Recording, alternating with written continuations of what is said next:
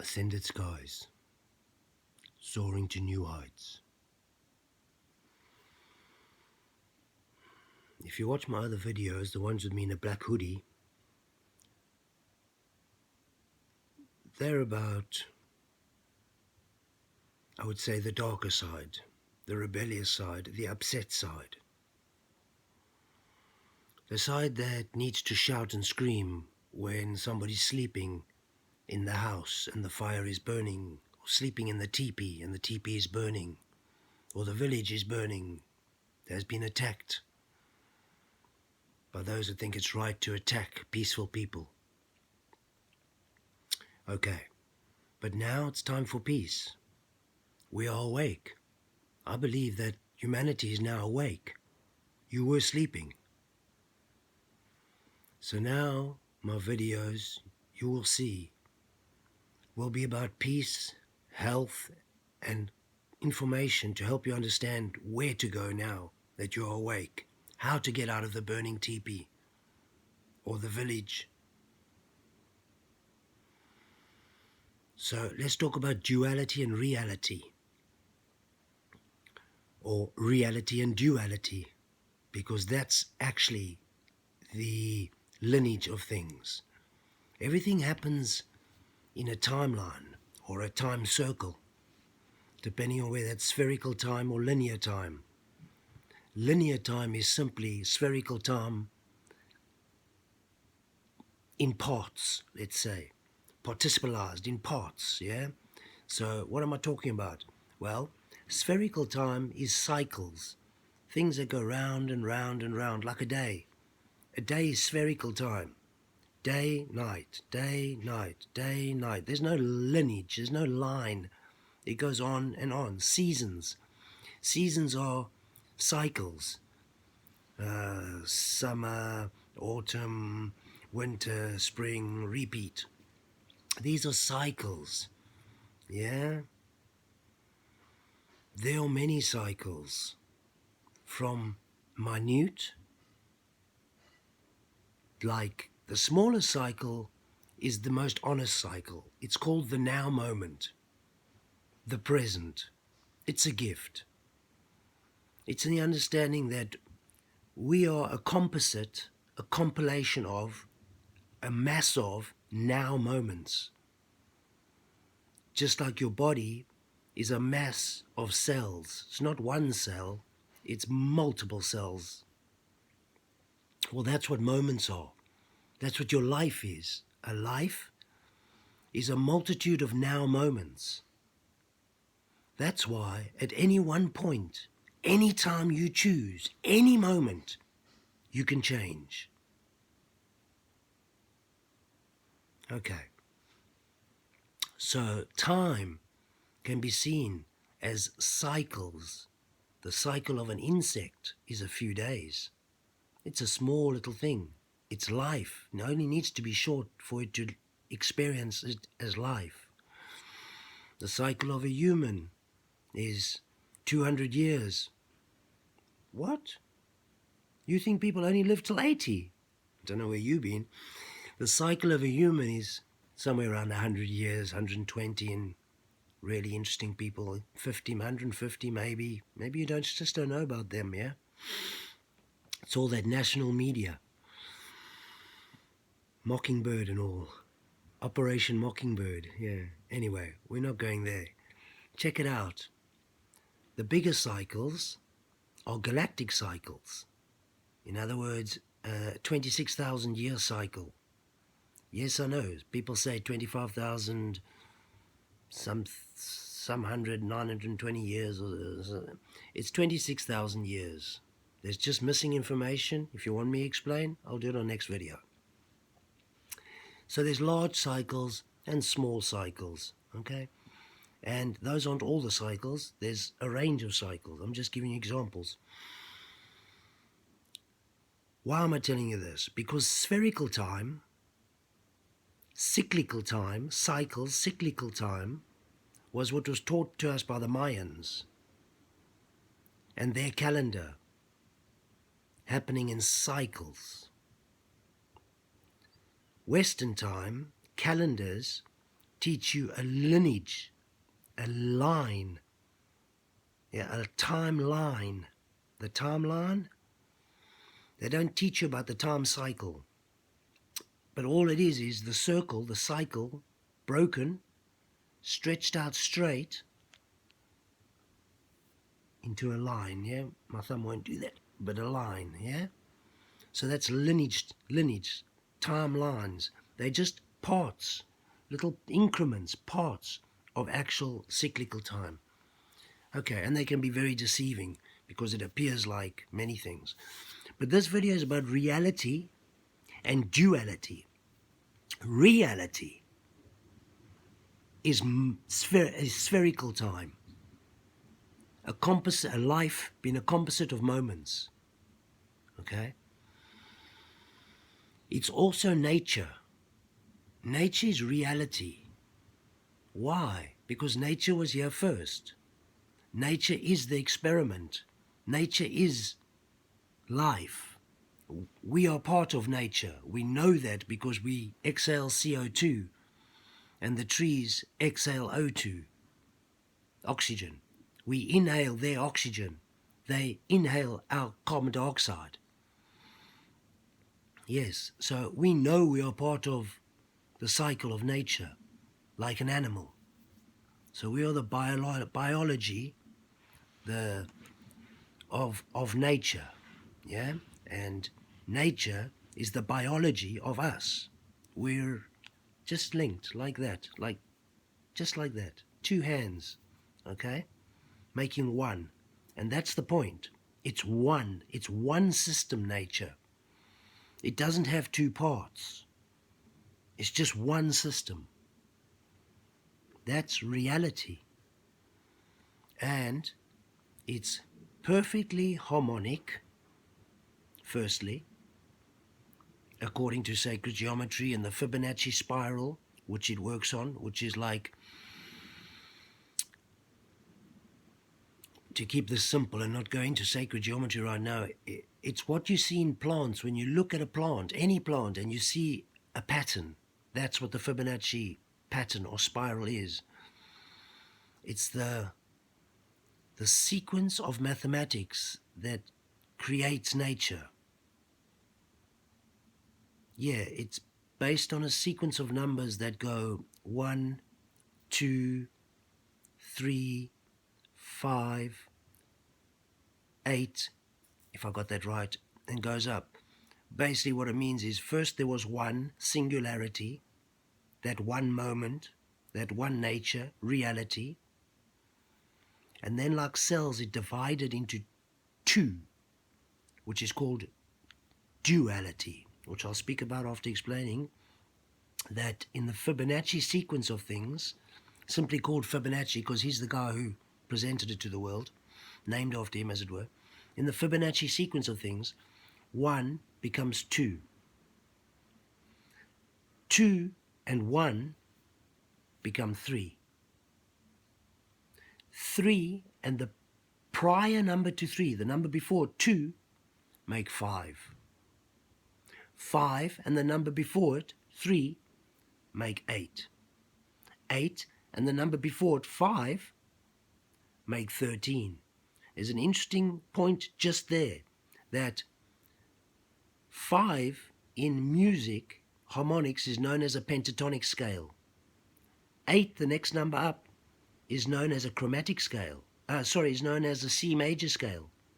And together, 5 and 8 make 13, which is the chromatic scale on which all things are based. But of course the Fibonacci sequence just keeps going.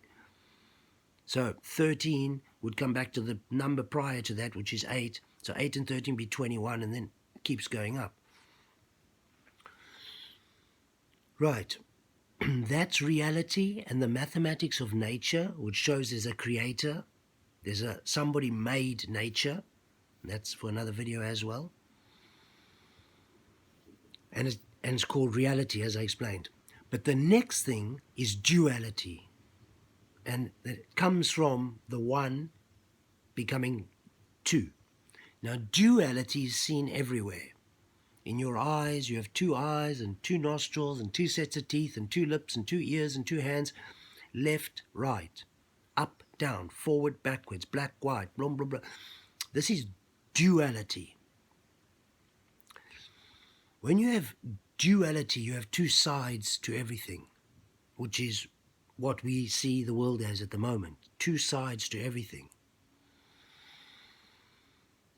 The problem with duality is that in the negative it creates war. You need two sides to go to war. With reality, there's only always one. There is no war, it's peace. Let's put this into the Native American perspective, what they call Native Americans, the original people of Turtle Island, which is now known as the Americas, since Americano went over there a long time before Christopher Columbus and called it such like, etc., etc. Otherwise it'd be called Columbus, wouldn't it? But here's the point, sticking with the point, duality and reality. In the Native American understanding, was very, very, very obvious. The native people, the Indians, lived in peace in nature. They perfectly harmonized as an animal of nature, just like all the other animals. Hence, they held the animals equal and sacred. Yes, the animals had a hierarchy and such like, but in general, all was equal, oneness. Okay. Then came along the guy I just mentioned, Christopher Columbus. And unfortunately, he came from an understanding of duality. And he decided that he was going to destroy reality, peace, nature, harmony, communities, tribes, perfectly functioning, everybody knowing their part and having an important part to play, feeling worthy, which is the essence of humanity. When you feel worthy, all is well. But unfortunately, he disrupted that. And from there, it escalated into a law enforcement called the cavalry, the military, wanting to dominate and destroy reality, community, peace, create war and disharmony, fight, kill, murder, all the dark side, the evil. So this type of understanding of duality, you and me, separation, causes war and caused war. And you must remember, for the Native American people, when they first came across the white people, it was just a fascination. It's like, what are these? We've never seen it. It's an alien race. It's as good as the beautiful tall whites appearing, or those dodgy greys, and you've never seen those before. And they appear in mass. Suddenly there's a whole new people. There's a whole new race of people. So for the natives of Turtle Island, the Indians, it was a whole new race. But because they were peaceful people, they only knew peace. They never had a weapon of war. Every single artifact they had, up until they were forced not to change, was peaceful. It was a tool or a musical instrument or a game. It was fun. Life was fun. Was harmonic. Everybody felt worthy and enjoyed each other. Sure, there was arguments or discussions, if you were probably more accurate than arguments, but they had their own way of sorting that out by sitting down in community and discussing it. Perfect. There was no time. There's no timeline. It went around and around in circles. They discussed and discussed and discussed. And if they didn't find a conclusion, it was shelved. Some time passed, and then they would discuss again.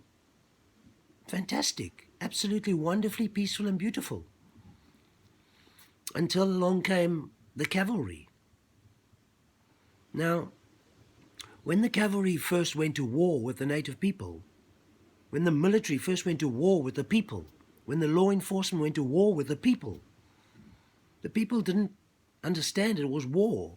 So when the military pitched up with evil intentions to begin destroying peace and destroying the people greeted them with gifts, with the children and women and men walking out as a group of loving beings to meet this race of different beings.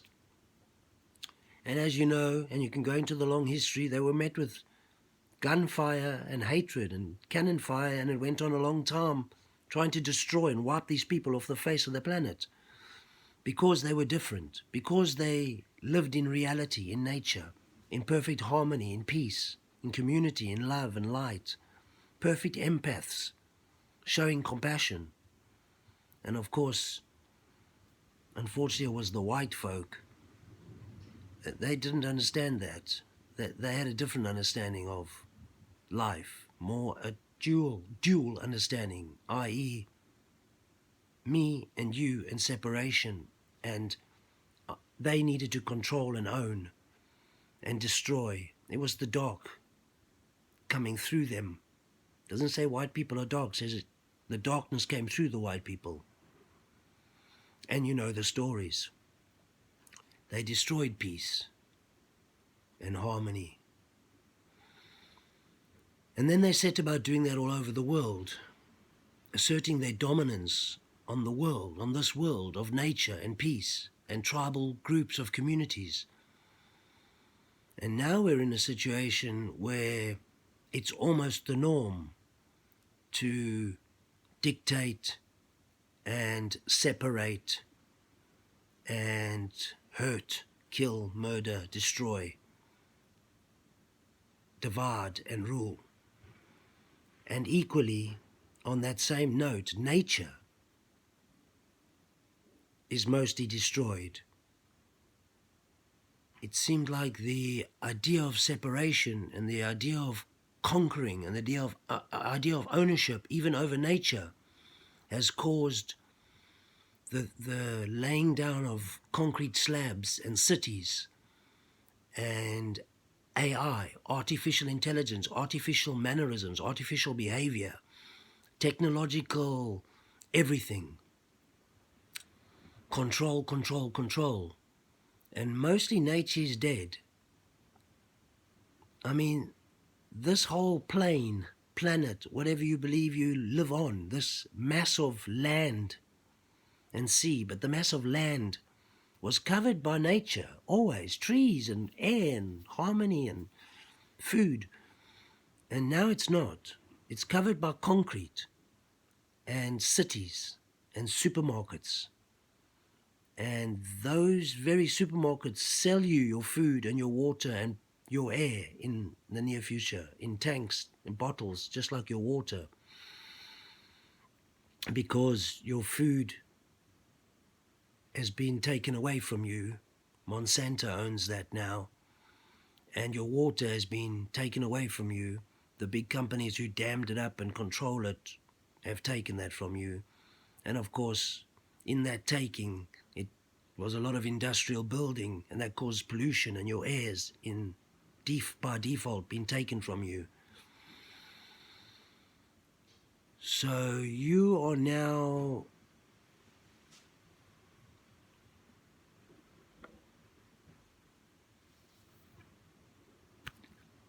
I don't even know the word for it, because the words in my mind are peace, harmony, and community. And you are now under war, disharmony, and control. And what you used to wander and hunt and gather and drink at the stream along the way, and gather water and take it back to your community in the fresh jungle, natural air, is now not the case. You now go to a supermarket, pay with money. Where did that come from? What for? To buy your food, water, and your bottle of air. Soon to be. Hopefully not, but unfortunately, these things are what they are. So as you can see, the difference between reality and duality, community, separation, feeling worthy, loved and safe, and feeling worthless, unloved and very unsafe.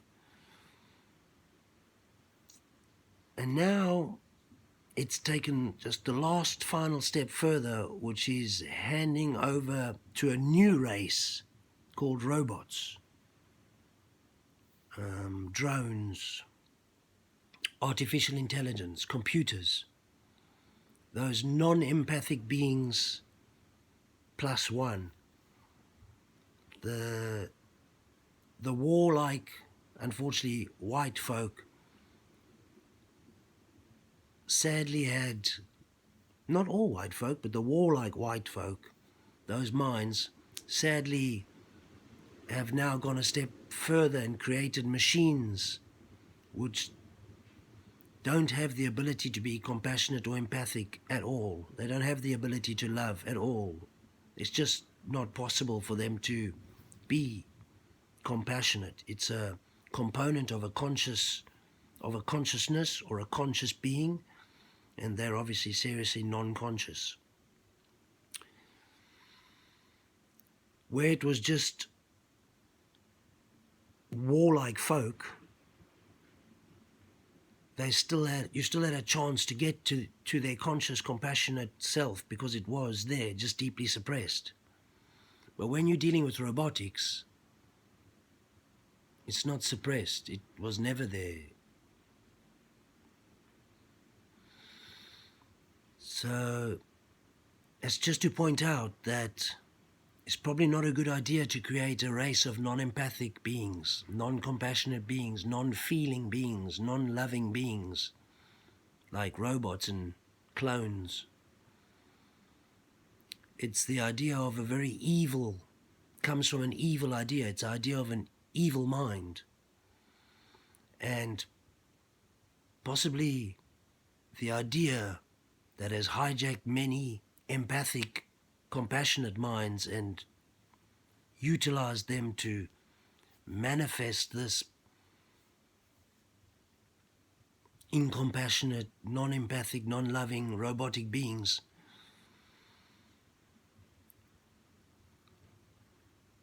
Is not a good way to go. And perhaps it was radical to say 10 years, 20 years ago, when I was saying it, reject the industrial race, reject technology, reject it. This can only lead to madness. Reject money. Now it's not radical anymore. It's obvious. Even the creator of these things, Mr. Musk, Elon, as he creates the technology, he's warning you that this is the new race, heartless, literally heartless race, that will rule you with an iron rod. They are made of metal. I think, and it may be a radical statement, that we should simply pack up the technological systems. Just pack them in. Just all technology to be rejected. And take a step back in that timeline.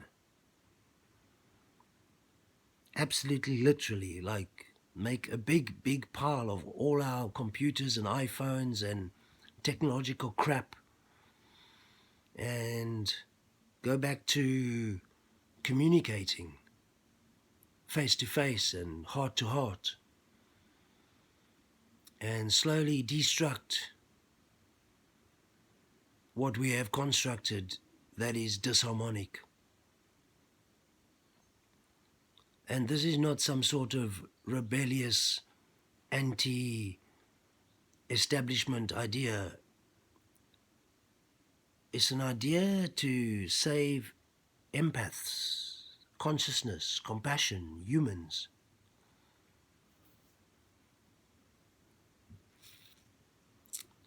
Will it happen? It doesn't appear so, but I'm very hopeful. And most humans now are starting to see that it's probably not a good idea where we've been going. And it's nobody's fault. As a disclaimer, it's nobody's fault. It's not the military or the cavalry or the white people. It's an idea that it was put into the minds of compassionate, empathic manifestors who have now manifested the dark side. And it's not empathic to manifest a dark, destructive side. It's literally self-destructive. So let's get constructive and let's start to think about how we can reverse a little bit, take a few steps back and contemplate a new future. There are people out there, groups out there, planting millions and millions and millions of trees. Really, if we can stop work under this lockdown idea and come inside our houses and sit around and watch television and stuff, we can equally stop work and go and plant trees. Everybody. If everybody planted one tree, just one tree, and you could do that in 10 minutes. So you could plant 100 trees in a week, or why not? Easily. 1,000 trees if you really get busy. Imagine how much oxygen we would have. Keeping in mind this event that is taking place is about a severe acute respiratory syndrome. It's about breathing. It's about oxygen. It's about that the trees give us. So it would make sense if we suffocating with asphyxia and dying that we should go and plant trees. Yeah, the hippies, for all this time, maybe they weren't so wrong. Maybe they were in the minority, but maybe they weren't wrong. Maybe the minority isn't always wrong.